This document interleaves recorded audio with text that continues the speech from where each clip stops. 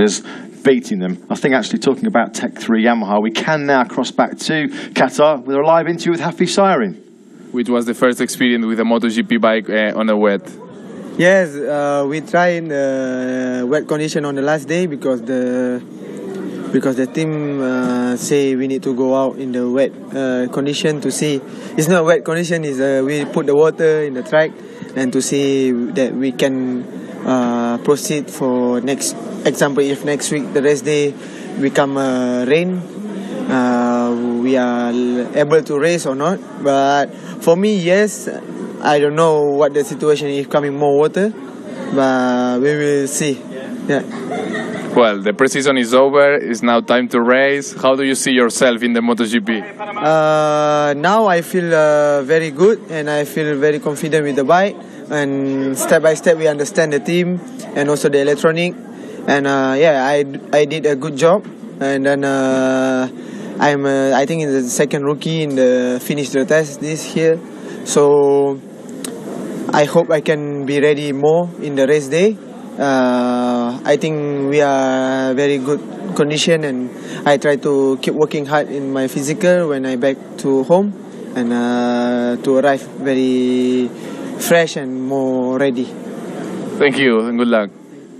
Known as the fish, Hafiz Syrin, he's been out for a splash in the wet. We're continuing on with the Yamaha. You know, we should just mention that as Simon brought us the news earlier, there was a point in this test with half an hour to go that Syrin himself, just to add insult to injury, as a complete rookie, was ahead of both Rossi and Vinales. He's been absolutely brilliant, Steve, acquitting himself superbly on that Yamaha M1. Let's not forget when he came to the team in Thailand, he hadn't even ridden a motorcycle competitively since the last Grand Prix in Moto2 in Valencia. It was a long winter layoff for Hafiz Syrin, so the way he's gone about his business, super impressive.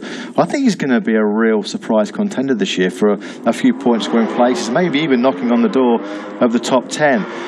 We know from his form in the rain conditions, Steve, you know, he's known as the fish because he had that great ride a few years ago as a wild card in Malaysia. I think both of his podiums last year in Japan and Misano came in rain conditions. That shows to me that he's a very smooth rider. And what do you need to go fast on that Yamaha? You need a smooth riding style. The blueprint to go quick on a Yamaha is ride like Jorge Lorenzo. Even Johan Zarco on a daily basis says that he's still trying to model himself. He's seen the data from the past of Jorge Lorenzo. He's still trying to morph his own riding style to ride the Yamaha just as Lorenzo did. That's not an easy task, but Johan Zarco's having a good crack at it. And when I remember in Thailand, when Syrin walked into the Tech 3 Yamaha garage for the first time, met his crew chief Nico Goyon, I think one of the first things that Nico said to Hafiz was, you just need to ride this bike like Jorge Lorenzo. And he is a smooth rider. He's proved that in rain conditions, and I think he's going to be a real surprise this year. I'm sure that Maverick and Valentino love hearing that coming from Tech 3 as well. Ride it like Jorge Lorenzo. The other thing as well, we've watched him race in Moto2. Like you mentioned, the smooth riding style, he very rarely falls off the bike, and that is crucial when it comes to developing and learning as a MotoGP rider. Yeah, he's not done anything silly. I think he had one tip-off in Thailand, a tip-off in Malaysia, but this week in Qatar. That's all part of the learning process. That's going to happen as he pushes. While we're on the subject of Tech 3 Yamaha, what a performance then from Johan Zarco, the flying Frenchman, top of the timesheets here in Qatar, that 1:54.029, almost the fastest ever lap of this Losail International Circuit. And Johan Zarco, we caught up with him about his sensational performance in Qatar tonight. Well, Johan, the pre-season is over and you finished the last day on the top, but how do you feel? I feel happy. It's pretty nice to have this lap time. I expect to be under the 54, but I still need to understand things, to push more the bike and be faster. So about this fast lap time, it's nice and it's giving good confidence. Happy that I improved well during the 3 days, and we did a great work with the team. Then on the third day, when I tried to do many laps, like to find the race pace, I think I was too slow and very constant but too slow. So we need to analyze that, and being fast is great, then find the pace. It's not like another job, but it's necessary to find different things, and me too also, to understand a different pace. But finish on the top, give really happy to smile to everyone. Marquez told that you are one of the favorites as Dovizioso and the Yamaha. What do you think about it? I'm happy, and I often say that Marquez and Dovizioso, they are clever and they are often right. So I hope they will be right this year, that I can fight with them. And what about the wet test? We know that you like the mixed condition. What are your thoughts about that? Wet test has been interesting to the race direction. Wanted to know if we can see well and if it's not a problem to have the light on the wet. I want to say that all was good. Then the grip is difficult to understand in just a few laps. But here in Qatar, even if it's raining a lot, I think with the warm temperature, we will get a track that can dry quickly and then can be this kind of mixed condition. So in case of rain, all the paddock is ready to race. Thank you, Johan.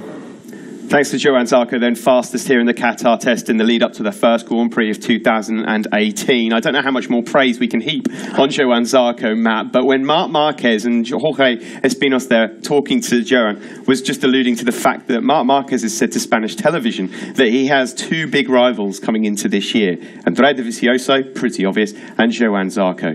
That is a huge statement. You talk about big compliments coming from a rider of the stature of Marc Marquez, marking a rider that's not in a factory team as a potential World Championship threat. And you've got to say, Marc Marquez, he doesn't tend to get things wrong. Marc's not going to make public statements like that to make himself look stupid. He genuinely thinks that Johan Zarco is going to be a genuine championship contender. I'm sure as well Marc is just playing the psychological game as well.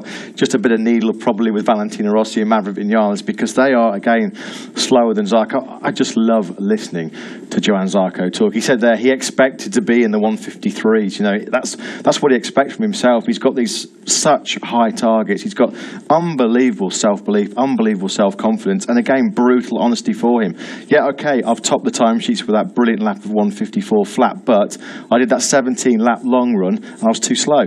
He's always giving you exactly what he feels on the motorcycle. So when we come back in 2 weeks' time to race, it looks like certainly for one lap pace for qualifying, he's got the pace. But what about, you know, he's going to definitely need to probably find 2 or 3 tenths a lap to go with Dovizioso Marquez in the race, but we know that he's capable of finding it. It is starting to sound like Johan Zarco realistically could be a world championship contender on a satellite Yamaha. Now, this, of course, means problems for the factory team. We've just been talking about Valentino Rossi, Maverick Vinales. We'll hear from Valentino at some point, but now let's hear from a man up top looking over on his 2 riders and get the thoughts of Massimo Marigali. Mayo, a mixed pre-season for the Yamaha factory team in 2018. Can you give us a summary of your thoughts going into the race season? Yeah, they have been all very intensive tests since we started in Valencia end of November. Anyway, we worked very hard. We had some difficulties on the way, but slowly we saw many things, sometimes bad, sometimes less bad, sometimes good, and now it's time to start the season, and I think we are almost ready. And can you give us a quick score out of 10 for the team and each rider for how their pre-season has gone? Yeah, for the rider, for me the score is quite high, because since we had difficulties, they always push 100%, they always give us their best, and for me the score could be 9. And if I have to judge now the performance of the bike, it could be 7, because we had some up and down, and we are still have room to improve the bike for sure. Here is